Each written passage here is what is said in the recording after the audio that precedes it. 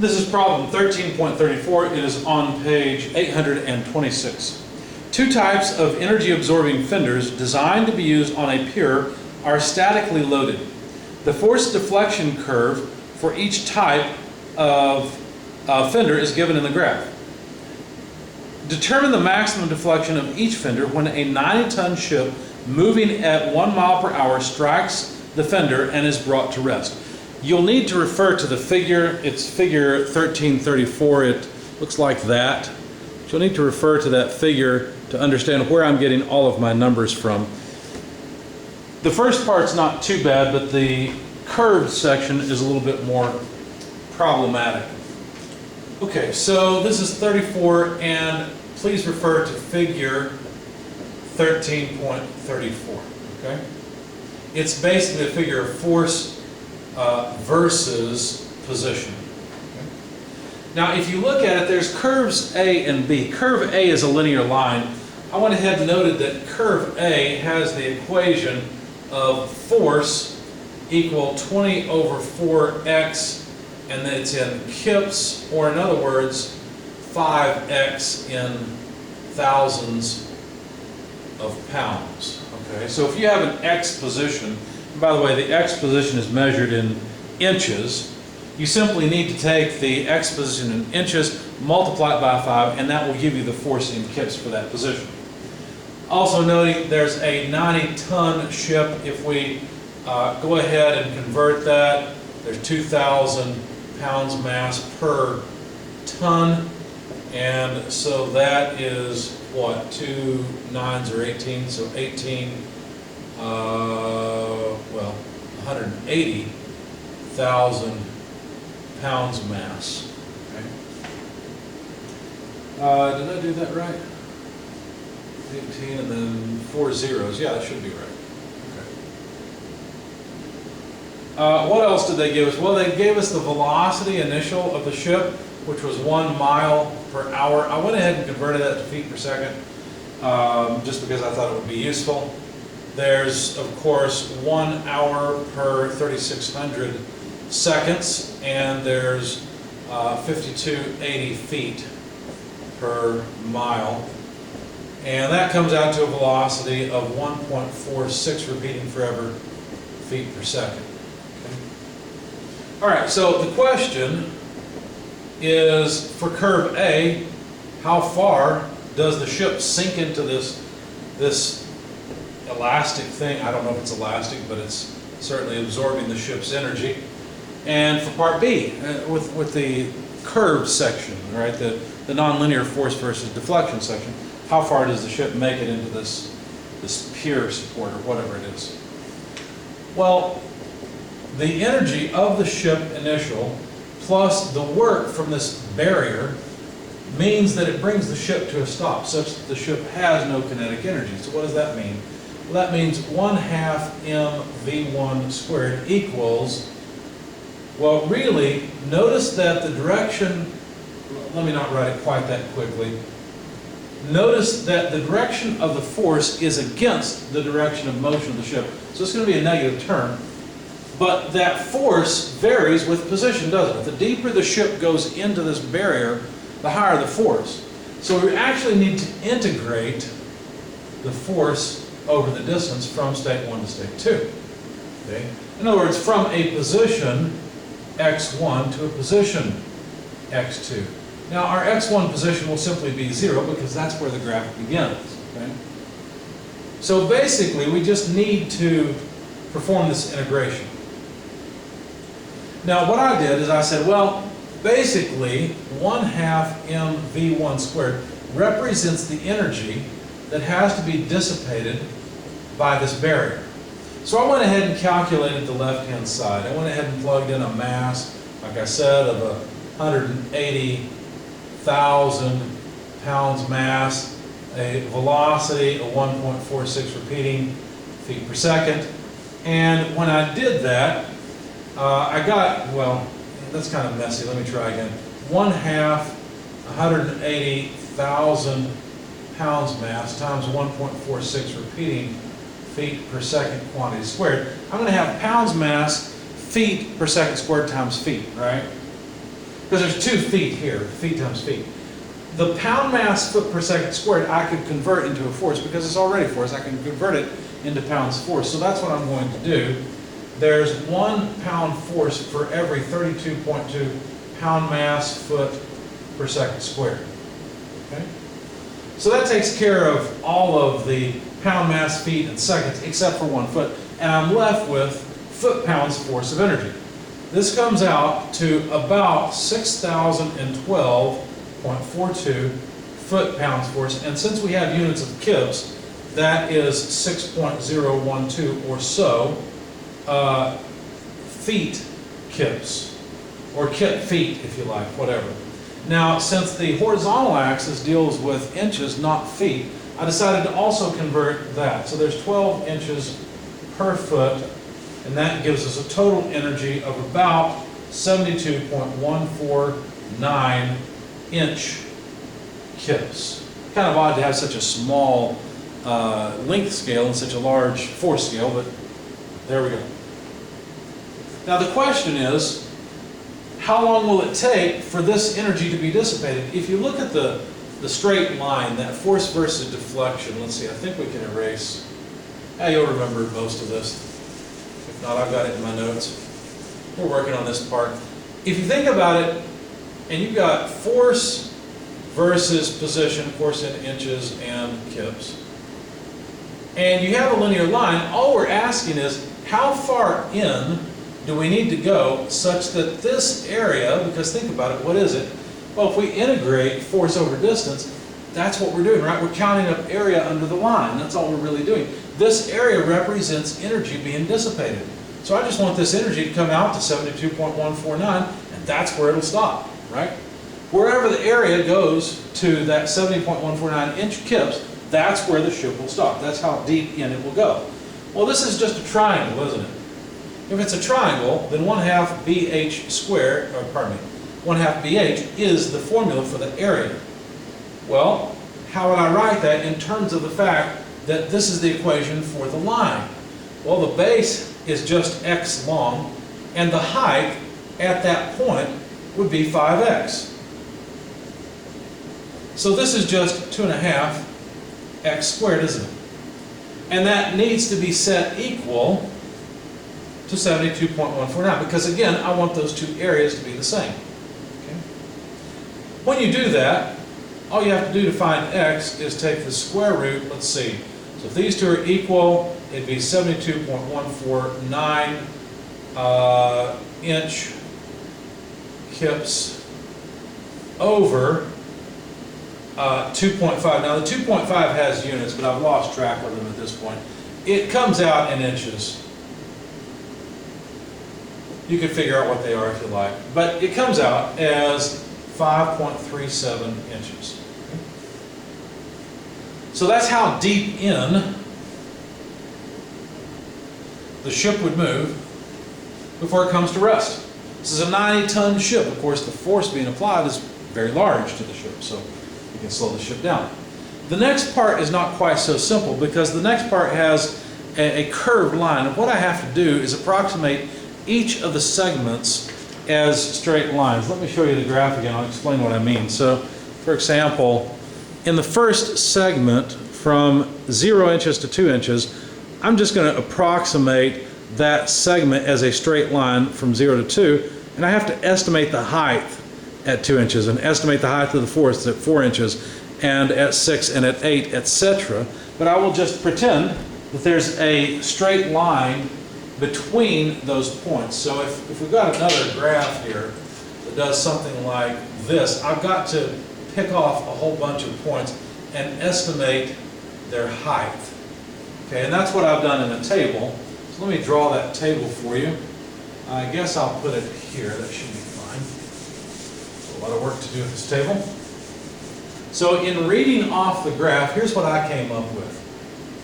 If you look at a position, in fact, I'm going to need to move that over just a little bit. We don't need this anymore. We need to remember, though, we still have 72.149 inch kips to dissipate.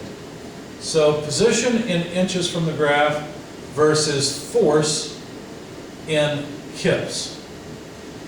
Well, we've got 0 inches we can read off. We can read off 2, 4, 6, 8, 10. Okay? We make some guidelines so I don't make my table too terrible. At the position of 0 inches, there's 0 kips applied. At 2 inches, it looked to me like it was about 4 kips that were applied. At 4 inches, 10 kips were applied. At 6, I think that's 19 kips. At 8, 29. And at 10, 50 kips are applied. Okay? If we wanted to come up with the area, what I've done is basically assumed that we've got a straight line segment in each part. Okay? So what I've done to come up with the area for the next column,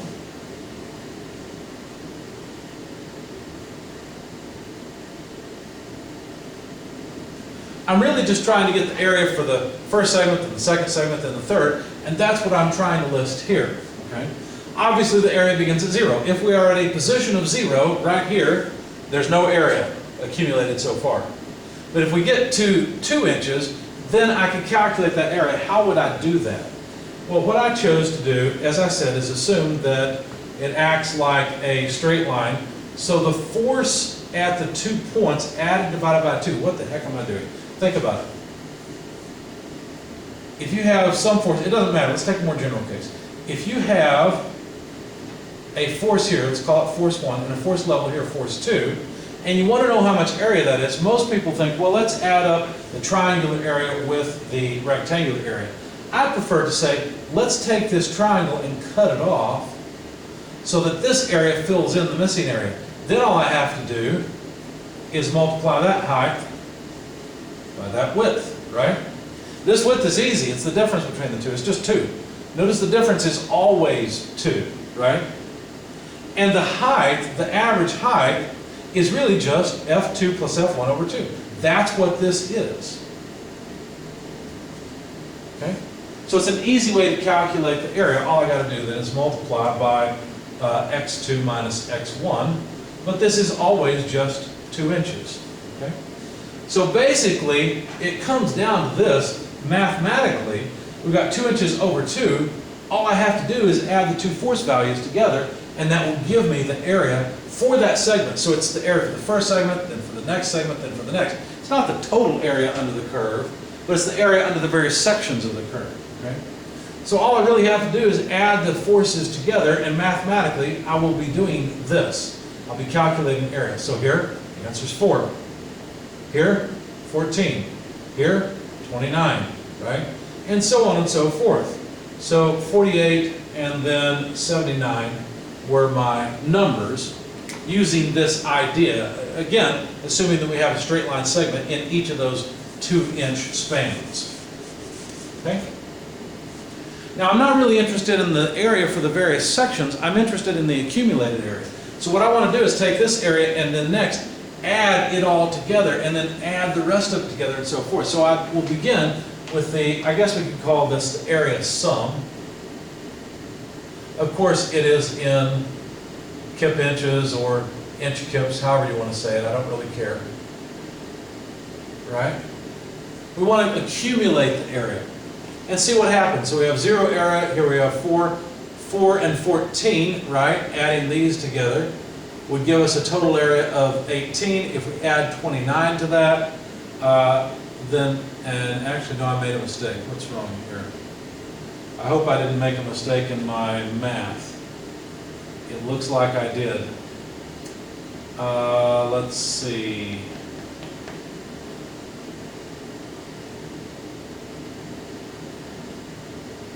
Yeah, that would only be 18, and I've got 28 in my notes. So that means that I've made a mistake here. I guess I won't be able to finish this completely, but I can show you the way to finish it. You'll have to finish it on your own. So then the next thing to do, if we're summing area, we'd have 18 plus 29. Well, let's see, 49, that's 47, right? And then if we get 48 more, well, let's see, 48 twice would be what, 96, well, we're missing one, so 95. And we don't need to go farther because notice, we only need 72.149. So that means we need to stop somewhere in here. right? In other words, the ship is going to stop somewhere between 6 and 8 inches because we only need to accumulate part of one of these. So if we take, let's say we take, well, where are we? We're at 0, 2, 4, 6. The next segment is something like, well, continues on up pretty quickly. So in this segment, we don't need all of the area, right? We only need some of it. And where that is what we'd like to find, okay? So let's see if I can do this and make some sense of it. So basically, we want to end up at an area sum in here, somewhere between 6 and 8 inches, such that we have 47 plus, make sure I'm doing this right, 19, yes, 19 plus f of x, you know what, I'm going to run out of space. Let me try again. Let's erase the 95. We're going to stop in here somewhere. And the area that is accumulated at that point would be all the area from before, right? So 47 plus, well, the lower point is 19, the upper point is 29. So if I did the whole f1 plus f2 over 2 times x2 minus x1 thing, I'd have too much area if I went all the way to this point. I don't want to go quite to that point. I'm going to go to some point x where the force is not 29, but it is the force at that particular x value. The force at 1 would just be 19 then, you see? And of course, x1 would be 6. So we're right here. We're going off this point somewhere, not all the way to 8, but almost. Okay? Or maybe not even almost. I don't know. We'll see. All right. Now the only problem is we don't know f of x. We don't know how big the force is as a function of position between the 6 and 8 inch point. But we are assuming it's a straight line between the two, so couldn't we write down an equation for it? Yes. How would that equation go? Well, it'd start at 19, and we have to add the slope times the distance to it. Well, that distance would be x minus 6, so wherever we end up, x minus 6, multiplied by the slope. What's the slope? Well, we need this point, right, minus this point, over the total span, which is 2. So we need, let's see, we need 29 kips minus 19 divided by 2. So these are kips, and these are inches, and that's just the slope of the line between these 2 points, you know, the slope right here. Okay? So there's our equation for our force as a function of x. Now you could have just looked at it and measured the area graphically if you wanted to. That's okay, there's nothing wrong with it. This is just the way I decided to do it. Anyway, when you simplify this down, what do you find? Well, you get 19. By the way, this is just 29 minus 19 is a fancy way of writing 10, isn't it? And 10 over 2 is just 5. So we'd have plus 5x minus 30. And so that's simply 5x minus 11. So there's our f of x. If we plug that back in here and realize that we want, understand that this represents all the area up to this point. It's all the area below that curve up to the point where we stop, right? Somewhere between 6 and 8 inches. Okay? So this is that total area, and that total area has to be set equal to the energy that the ship has, 72.149 kip inches, right? So now that we've got our f of x, let me erase all of this and plug it in. Basically, we've got 72.149 equals 47 plus 19 plus f of x. Well, f of x is just 5x minus 11, all divided by 2 times x minus 6. Now this is where my solution won't help me much because I made a mistake in it. And as I said, you'll have to solve it yourself. But notice that we could do a little bit of work here. We've got 47 plus 19 minus 11 would be 8. So that's 5x plus 8 divided by 2 times x minus 6. And you can see how all we really have is, well, ultimately we'll have a quadratic function, right? Because we'll have, first order x terms, second order x terms, and a constant term. So you'll have to plug it into the quadratic formula to come up with a solution for this. But once you do, you should certainly get an x position somewhere between 6 and 8. The mistake I made, let's see, I think I had written this down as 28, and so I had added an extra 10, because 4 and 14 are 18, not 28. So then if we add further 29 more, then we get 47. I had 57 there. So my numbers are off a little bit. So as I said, I got 6.728 inches. You should get, well, what should you get? If there's not quite as much area in the sum, then you'll have to go a little bit farther. So you should get a number larger than 6.728. But as I said, I think I've made a mistake here. But I'll leave the rest to you as an exercise.